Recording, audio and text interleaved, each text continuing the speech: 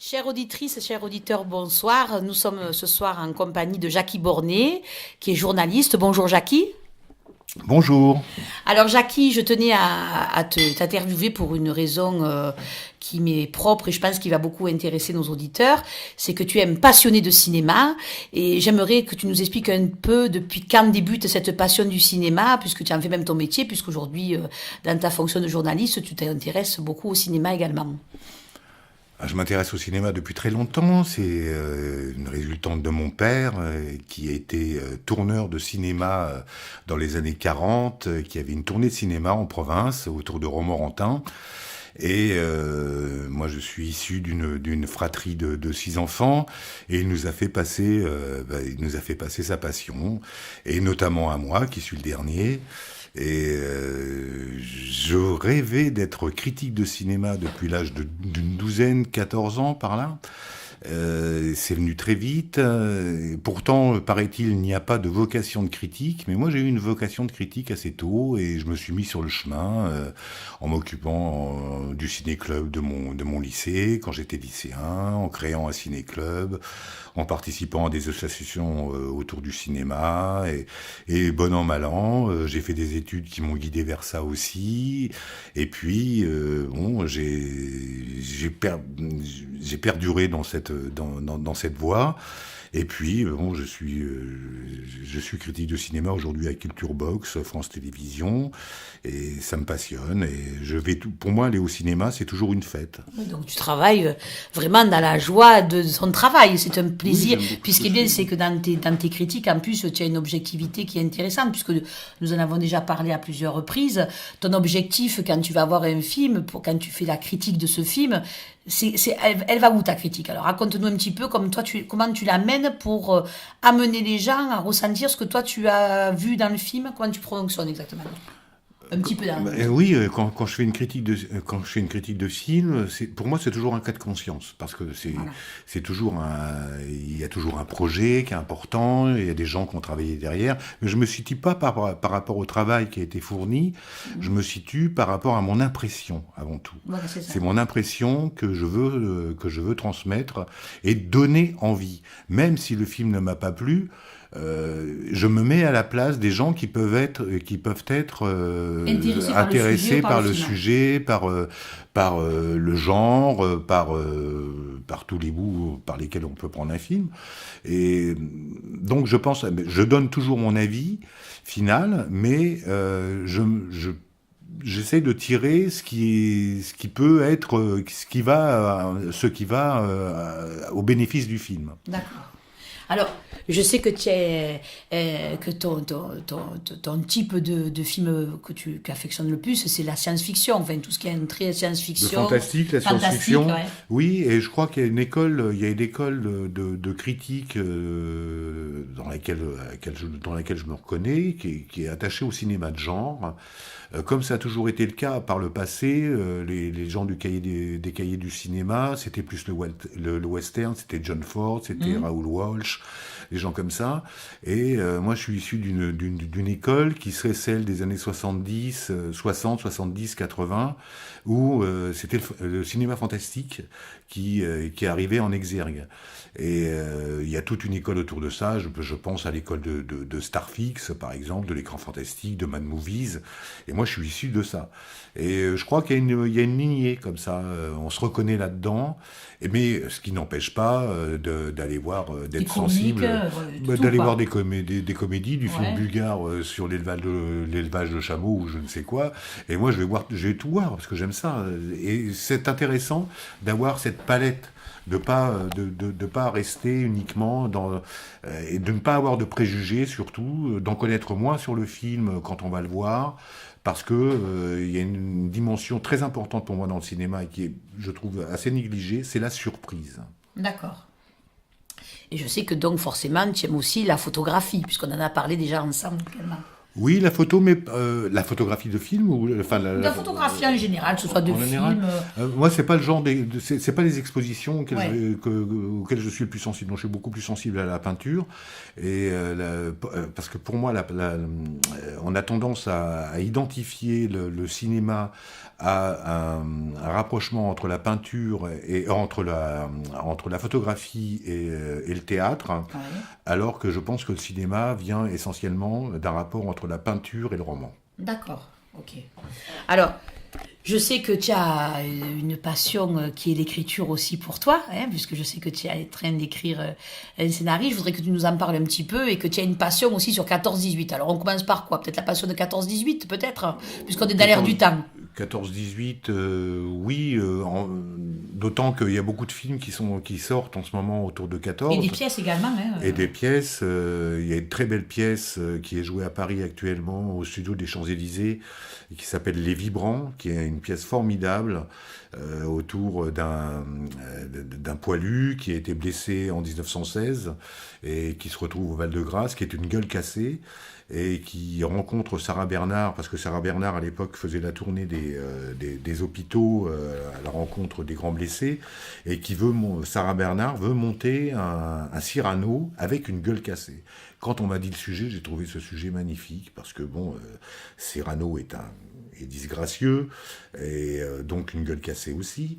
Et le rapport entre les deux m'a beaucoup touché, et cette pièce est vraiment très belle. Elle est donnée encore au studio des Champs-Élysées jusqu'à la fin décembre. d'accord. Et alors, 14-18, tu penses, comme peut-être certains de nos auditeurs, qui est une période qui a été très importante pour l'évolution de notre société française. Ah bah 14, Voilà. c'est le basculement de toute la civilisation au XXe siècle. Tout bascule à partir de là. C'est pas pour rien qu'on appelle l'époque la belle époque qui a précédé 14. Donc la belle époque, c'est 1890, disons, jusqu'à 1914, en gros. Donc c'était la belle époque parce que c'était l'âge d'or, c'était l'âge d'or dans le sens où c'était la société, la révolution industrielle arrivait à son summum. Et 14 arrive et tout s'écroule. Et pour la première fois, on a une guerre industrielle. Avant, on allait au combat sabre au clair. Et à partir de 14, ce sont les gaz, ce sont de nouvelles armes, ce sont les premiers chars. Et c'est une guerre de tranchées, ce qui n'a rien à voir avec les batailles successives qui se passaient au temps même jusqu'en 1870. Bien sûr. Et donc là, c'est Et le le tournant du basculement siècle. après de la population.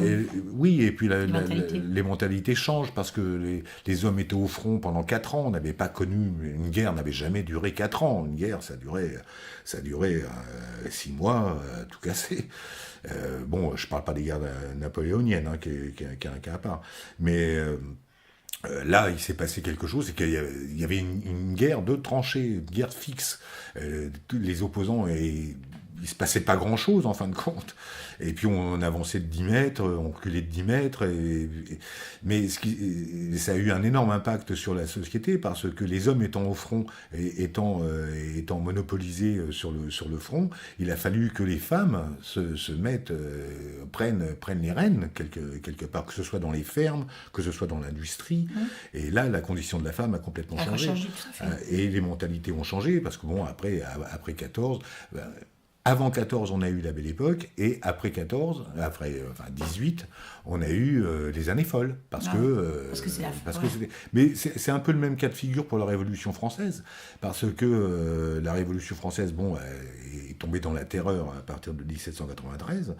Et on est sorti, quand on est revenu à l'Ancien Régime, à cette époque-là, il y a eu aussi une espèce de belle époque avec les merveilleux et les merveilleuses. Ah oui, c'est vrai. Et qui, eux, étaient des aristocrates qui reprenaient le pouvoir, mais qui avaient un cynisme et puis une espèce de folie qui était un peu l'équivalent des... comment ça s'appelle à la fin des années 50 enfin bon, j'ai plus le nom, excusez-moi. Non, mais c'est pas grave. Où il y avait une certaine forme de folie avec l'éclatement, enfin Saint-Germain-des-Prés, Ah oui, oui, oui. les ozos, voilà. Ah, les oiseaux, oui. C'est exactement ça, quoi. Oui, mais c'est un peu équivalent. C'est un peu, parce qu'on a besoin de se reconvertir dans autre chose. Et de trouver un exutoire. Un exutoire, oui, de tout ce qui s'est passé, quoi. Alors, projet d'écriture, je sais que tu écris en ce moment. Je voudrais que tu nous parles un petit peu, si tu es bien sûr d'accord, mais je sais que tu vas être d'accord, forcément, de ton projet de film, puisque je sais que tu es en train d'écrire quelque chose qui te tient beaucoup à cœur. Est-ce que tu voudrais nous en parler un petit peu, savoir où ça en est, si tu peux nous parler du thème, nous dire un petit peu déjà comment est venue cette idée et comment tu es parti dans cette aventure déjà. C'est d'après un fait divers qui s'est passé en Sologne à la fin du 19e siècle, en 1886-87. C'est une histoire que je connais bien parce que je suis originaire de Romorantin, qui est la capitale de la Sologne. Ça me fait rire quand je dis ça. Mais bon, c'est l'histoire de la dernière femme à avoir été décapitée en place publique en France. Donc on dit le 23 janvier 1887. Et c'est un matricide. C'est l'histoire d'un couple de cultivateurs qui vivaient dans la plus grande pauvreté et qui avait sous son toit la grand-mère, qui était réputée pour être la fille de la plus puissante sorcière de la région. Et ce couple était persuadé qu'elle avait des pouvoirs maléfiques et que tout leur malheur, c'est-à-dire venait d'elle. Elle faisait abattre un orage au-dessus de la maison. S'il y a une poule qui crevait, c'était à cause d'elle. Si le gamin tombait malade, c'était à cause d'elle. Si le cheval tombait malade, c'était à cause d'elle. Et puis ils en ont eu tellement marre au bout d'un moment que ils ont voulu la supprimer. Et comme on leur avait conseillé, on leur avait dit, pour supprimer une sorcière, il faut la brûler. Tel que c'était le cas depuis le Moyen-Âge, on brûlait les sorcières, ça a duré des siècles. Et donc ils se sont dit, on va la pousser on va la jeter dans la cheminée, comme ça elle sera brûlée, et on en sera débarrassé. Et c'est ce qu'ils ont fait. Après un conseil de famille, ils ont jeté la vieille la vieille dans la cheminée. Ils l'ont tuée. Ils se sont fait très, très vite alpaguer par la gendarmerie. Tout ça, c'était vite fait. Justice expéditive. Alors la justice a estimé qu'il l'avait tuée pour avoir son argent, le peu d'argent qu'elle avait. Oui, parce que si c'était dans un milieu pas aisé, il n'y avait pas seulement beaucoup d'argent à récupérer. Non, il n'y avait pas beaucoup d'argent à récupérer. Mais on a estimé que le peu d'argent qu'elle avait était le mobile du crime. Alors que, moi, je suis persuadé que non. Le mobile, c'était que vraiment, ils croyaient qu'elle avait des affaire pouvoirs. Une sorcière. Ils avaient affaire à une sorcière et qu'il fallait la supprimer pour libérer leurs conditions, qu'ils puissent s'en sortir et qu'il fallait s'en débarrasser absolument. D'accord. Et ils ont été exécutés tous les deux. Et l'exécution a été tellement terrible, c'était une double exécution. Oui. En place publique, guillotine. Et l'exécution a été terrible. Elle s'est débattue vraiment, mais avec beaucoup de violence. Et elle est mal arrivée sur le billot, elle est mal arrivée à la guillotine, et elle a été mal exécutée. C'est-à-dire que la lame ne lui est pas arrivée sur le cou, comme il se doit, mais lui est arrivé au milieu du crâne jusqu'à la mâchoire, et c'était terrible, tant et si bien que l'exécution a été tellement traumatique pour le public, pour tout le monde, qu'il a été pris comme décision qu'aucune femme ne serait exécutée sur place publique par la suite. Il y a eu des exécutions de femmes jusqu'en 1949, il y a eu des exécutions, mais alors par contre elles avaient lieu en prison. Par contre, les hommes ont continué à être exécutés en place publique jusque les dernières, je sais plus en quelle année. C'était le plus au vert rouge, c'était l'histoire Seznec, mais c'était en prison. Mais entre-temps, il y a eu d'autres exécutions d'hommes en place publique. D'accord. Alors, cette découverte de l'histoire date de combien de temps? Parce que tu as fait un travail de recherche, parce que ça fait un petit moment. Oui, moi je connais cette histoire depuis l'âge de 8 ans, parce que c'est une histoire qui se raconte. C'est une histoire régionale. L'exécution a lieu à Romorantin, d'où je suis originaire.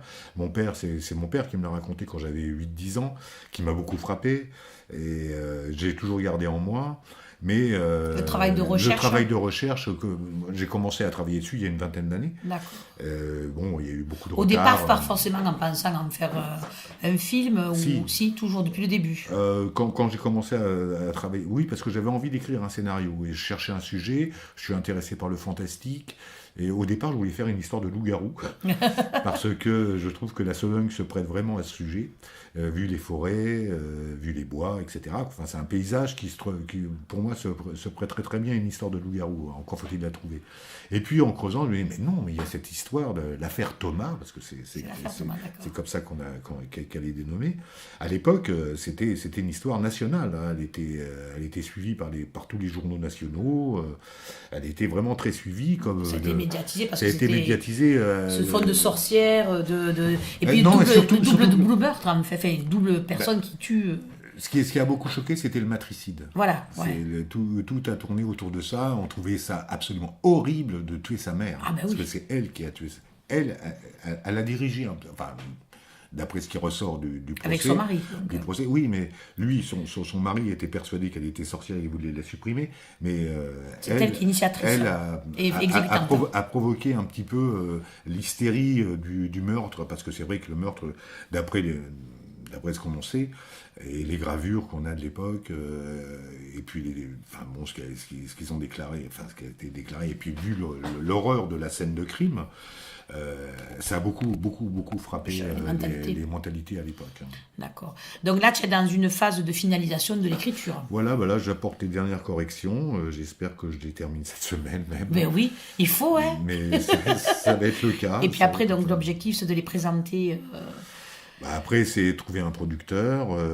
Bon, c'est la démarche, mais c'est compliqué. Ça va pas. Oui, mais écoute, dans la vie, il faut toujours tout essayer, comme on dit. Hein. Oui, moi j'ai confiance parce que je trouve que le sujet est porteur. Le sujet est intéressant. Bon, les gens aujourd'hui s'intéressent beaucoup. Il y a beaucoup de films on met toujours en haut de l'affiche d'après une histoire vraie. Là, c'est une histoire vraie. En plus, une histoire qui a un rapport à la justice. Moi, je mets en exergue de ce projet une citation de Malraux qui disait juger n'est pas comprendre, parce que si l'on comprenait, on ne pourrait pas juger. Ouais. Parce que le sens de ce projet, c'est de montrer les carences de la justice humaine. Bien sûr. Et voilà, quoi. Donc, tout ce projet est porté par ça. Mais c'est un beau projet. Hein. On va souhaiter qu'il aboutisse. J'espère un jour voir à l'écran. Et puis mettre en valeur dedans la Sologne de l'époque. Parce que, par exemple, il est sorti un film récemment, L'école buissonnière, qui se passe en Sologne. Je l'ai vu d'ailleurs. Bon, qui est un joli film, mais qui est un film carte postale, alors que ce film-là, ce que j'aimerais mettre dedans, c'est la vraie Sologne de l'époque. C'est une Sologne qui traverse beaucoup de difficultés, qui est très belle. Hein. Visuellement, il y a de très belles images à faire, bien sûr, mais pas de carte postale telle que ça a été fait dans ce film. Oui, puis l'époque, à cette époque-là, tout ce qui était sorcière, c'était dans l'air du temps. C'était dans l'air du temps, oui, qui est une atmosphère fantastique. Ça l'est toujours maintenant, d'ailleurs. Hein. Et puis de mettre en valeur la culture. Ce que j'aimerais beaucoup mettre dedans, c'est le rapport entre le paganisme, qui était encore présent, et le christianisme, cette espèce de mélange. Parce qu'on est dans une région qui était quand même très reculée, même si elle commençait à s'ouvrir avec l'arrivée du chemin de fer, mais c'était vraiment le tout début. Et les populations étaient encore assez insérées encaparaçonnées dans des croyances et de mettre en valeur les légendes locales, les légendes rurales qu'il pouvait y avoir. Et puisqu'il y a un personnage dedans que pour moi c'est mon personnage préféré, c'est un personnage qui s'appelle Jantou, qui est montreur de lanternes magiques. Parce que je rêve de voir au cinéma un montreur de lanternes magiques. Mais est-ce que ça existait, oui. À l'époque, bien sûr, oui, il y en avait beaucoup. Oui, et ça consistait en quoi? C'était et ça me rappelle mon père, parce que mon père a eu une tournée de cinéma. Lui, il projetait des films dans les cafés et dans les estaminets, dans les salles des fêtes de l'époque. Mais dans les années 1800, c'est ce qu'on appelait des lanternistes.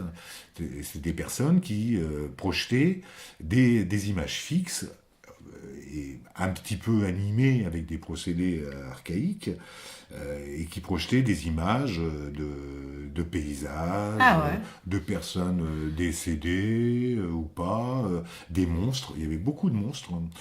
C'est étrangement, le fantastique a toujours été lié au cinéma. Ouais. On pense à Méliès aussi. Bien sûr. Ça Méliès, c'est... Et toutes les séances de prestidigitation avec des gens comme Robert Houdin, qu'on a complètement oublié en France, qui est un scandale. C'est un personnage extraordinaire, Robert Houdin, qui a inventé la prestidigitation moderne dans les années 1880-90, et qui était une star en France, qui était une star immense. Tous les spectacles de magie, ces spectacles se terminaient par une projection de lanternes magiques. Ah, d'accord. C'était systématique. Et après, c'est devenu le cinéma. Et ce personnage de Gentou, lanterniste, itinérant, pour moi est un clin d'œil, tout ce qui est cinéma, tout ce qui oui, c'est est l'origine du projection, cinéma. l'origine du cinéma. C'est l'origine du cinéma, et l'histoire de l'origine du cinéma est vraiment passionnante, comme un personnage qui est oublié également, qui s'appelle Eugène Gaspard Robertson. Je voulais juste quand tu m'en parles. Qui est un personnage extraordinaire, qui était pareillement une star à son époque. Lui, c'est encore plus vieux, lui. Lui, c'est encore plus vieux, c'est la fin du 18e, début du 19e siècle. Et c'est l'inventeur de la fantasmagorie, même s'il y a un prédécesseur, mais c'est lui qui l'a vraiment développé, qui l'a amené à son summum, qui faisait des spectacles à Paris après la Révolution française, mais extraordinaires, je crois que c'était aux Ursulines, où il avait investi le lieu. Donc c'était un cloître et qui donc la religion était bannie, et il avait investi le lieu pour en faire un lieu de projection de fantasmagorie, où il avait le lieu était toute une mise en scène fantastique, ésotérique, avec des têtes de mort autour, sur des tentures en violet, en noir, pour mettre les spectateurs dans l'ambiance. Il faisait volter des chauves-souris, des faux chauves-souris, et il invoquait sur scène des fantômes par tout un système de miroirs, et avec des lanternes magiques, et il invoquait des fantômes. Alors c'était Danton, c'était Robespierre, c'était Marie-Antoinette, mais aussi des kidams. Il demandait dans la foule, vous voulez voir un défunt, mais ces spectacles avaient un énorme impact sur le public, tant et si bien qu'il y a eu des émeutes. Il y a eu des émeutes, et il a eu un procès pour le faire arrêter, ces spectacles, et parce que les gens croyaient vraiment qu'il invoquait des défunts. Et il a eu un procès, donc, et où il a fallu qu'il dévoile ses trucs. Il disait, mais non, c'est du trucage. Et d'ailleurs, tu as une anecdote à nous raconter, j'aimerais bien que tu la racontes à nos auditeurs, quand c'était lequel qui était déjà parti pour l'Algérie. Oui. C'était Robert Houdin. Voilà. Oui, c'est Robert Houdin, une histoire extraordinaire de Robert Houdin quand même. Oui, c'est une histoire extraordinaire. La vie de Houdin est vraiment incroyable. C'est un truc. Raconte-nous l'histoire de l'Algérie. Alors l'Algérie, c'est formidable. C'est extraordinaire. On est au début de la colonisation, et il y a une révolte dans les villages algériens colonisés, qui est menée par ces soulèvements sont menés par les chamans. Les sorciers algériens, et c'est eux qui ont provoqué ce soulèvement. Et pour répondre à cela, la République française s'est dit, mais nous, on a un magicien formidable en Robert Houdin, et on va l'envoyer en Algérie pour leur montrer que nous aussi on est plus forts. On a des chamans, et qu'on est plus fort. Donc Robert Houdin se prête à l'exercice, il va en Algérie, et devant une assemblée des chamans de la région qui se soulevait, fait une démonstration de magie, mais qui terrasse tout le monde. Mais effectivement, mais c'est le plus grand, C'est le plus grand. c'est le plus grand de tous. Et ils lui remettent une médaille, et une médaille du plus grand chaman, et un libellé, un texte signé par tout le monde, reconnaissant qu'effectivement, et à partir de là, les révoltes se sont taries. Tu vois, comme quoi dans ton film, il y a ce petit clin d'œil à Jantou et à tous ces gens que tu admires, parce que indirectement, Jantou, avec ses lanternes, c'est un petit clin d'œil à Méliès, à Robertson, à Houdin, à tout le monde, quoi, en fait. Jantou, c'est un personnage, pour moi, c'est l'origine du cinéma. Bien sûr. L'origine du cinéma, c'est la lanterne magique. La lanterne magique, ça remonte au XVIIe siècle. Oui. Et c'est les recherches sur l'optique, et tout ça a évolué jusqu'à devenir des jouets.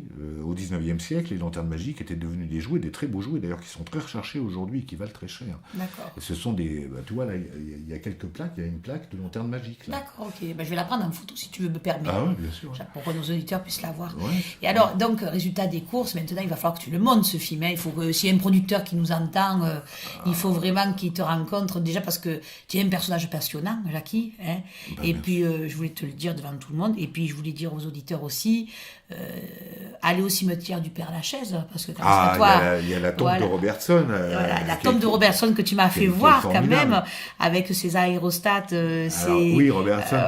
Robertson avait deux on a vu la tombe de Méliès aussi. On a vu la tombe de Méliès. Et alors, comme du pompon, on a vu aussi la tombe du créateur du spiritisme. Oui, et c'est vrai que tous ces événements, c'est rigolo parce que en fait, le sujet de ton film, ça reprend tout ça, quoi. Mais tout est lié. On dit souvent, le cinéma, c'est voir des fantômes. Bien sûr. C'est voir des personnes qui ont disparu, et ce sont des personnages de lumière. Et les fantômes sont des personnages lumineux. Bien sûr. Et tout ça est lié. Et c'est pas étonnant qu'on retrouve ça au Père-Lachaise. Mais c'est quand même rigolo parce que... On a Kardec, on a Robertson. Robertson oublié, vraiment, ça. Moi, je regrette qu'un personnage pareil soit oublié. Et Houdin, moi, je ne comprends pas. Est-ce qu'il est enterré au Père-Lachaise? Non, je crois pas. Non, Houdin, il est à Blois. Ah, d'accord, ok. Il était originaire de Blois, il est enterré à Blois. C'est un personnage extraordinaire. Quand on lit son autobiographie, parce que Houdin a écrit son autobiographie, c'est une histoire, mais d'un romanesque. Et qui n'a jamais été mis en scène, pas personne. Mais non, il est oublié en France. Méliès, un petit peu Scorsese, un petit peu. Oui, Méliès, Méliès est moins oublié parce que bon, il y a des films. Mais Houdin, c'est de la précipitation, c'était des spectacles, donc c'est pas, il y a plus de traces, quoi. Il y a des traces matérielles. Oui, mais maintenant avec la technologie, on pourrait tout refaire. Il y a un musée Robert Houdin à Blois. Ah d'accord. Il y a un très beau musée. Parce que Houdin était surtout magicien, mais avant tout, il a commencé comme il a fabriqué des automates. Qui sont des merveilles, et ce qu'on retrouve dans le film de Scorsese, au départ, quand tu avais les horloges. Voilà. Et parce que dans le film de Scorsese, c'est Méliès. Mais Méliès était élève de Houdin. Élève de Houdin. Parce que Méliès, avant tout, était un magicien et prestidigitateur. Et c'était le continuateur de Houdin. Il a repris son cabinet fantastique, qui se situait au Palais Royal, et c'est là où il a appris son métier. Et ce n'est pas par hasard si un des plus gros... On identifie Méliès à l'inventeur de la mise en scène, et de la fiction au cinéma. Parce qu'on identifie les premiers films Lumière au documentaire, ce qui n'est pas tout à fait vrai non plus. Mais bon, il n'empêche reste que Méliès a donné une dimension autre au cinéma avec ses trucages, bien sûr. Mais ces trucages, c'est de la magie, en fait. C'est de la magie. C'est de la magie.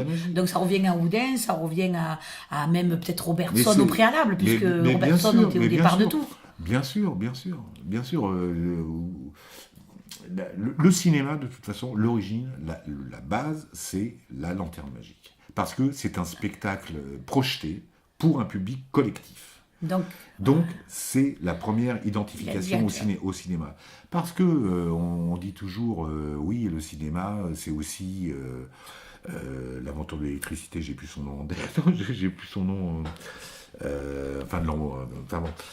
mais au départ, l'image animée, elle était destinée à une personne, à une personne en particulier. Ce qu'ont inventé les Frères Lumière, c'est le spectacle collectif. Oui. Et ça a une autre dimension. Parce que la lanterne, elle était individuelle. Enfin, non, la lanterne, elle était déjà collective. Hein. Ah ben oui, mais c'est ça. C'est pour ça qu'il y a mais elle n'était pas avec de l'électricité, elle était avec des non, bougies. avec des bougies, avec une lampe à pétrole. C'est un peu si on s'amuse à faire des ombres chinoises sur un mur, quoi. Mais c'était ça. C'était ça, en fait. Oui, en quelque sorte. On peut même dire qu'avant la lanterne magique, il y a les ombres chinoises. Tout à fait. Bien sûr. Mais la lanterne magique a une dimension autre, c'est que elle est colorée, ce ne sont plus des silhouettes, on l'anime un petit peu, avec des procédés archaïques, mais on l'anime un petit peu, mais surtout le rapport au cinéma, c'est le spectacle collectif. D'accord. Ben écoute Jackie, sur ces bonnes paroles, tiens-nous au courant, enfin je vous tiendrai au courant, chers auditeurs, parce que croyez-moi, vous l'entendrez de notre part, et puis tu viendras nous en parler, on croise des doigts, quoi. Hein. Ah bah, j'espère que ça se fera, oui. Oui, ça va se faire. Ça va se faire. Moi, j'y crois. Jackie, merci beaucoup. Merci à toi. Merci beaucoup. Et puis, plein de bonnes choses pour toi. Merci. Au revoir, cher public. Au revoir. À bientôt.